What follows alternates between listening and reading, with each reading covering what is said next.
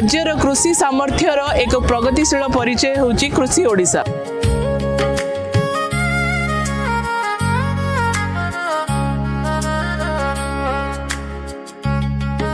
तीन दिनिया यह आयोजन रे आधुनिक चाष डिजिटल पदक्षेप और कृषकर आय वृद्धि उपरे गुरुत्व दिया जाउछि।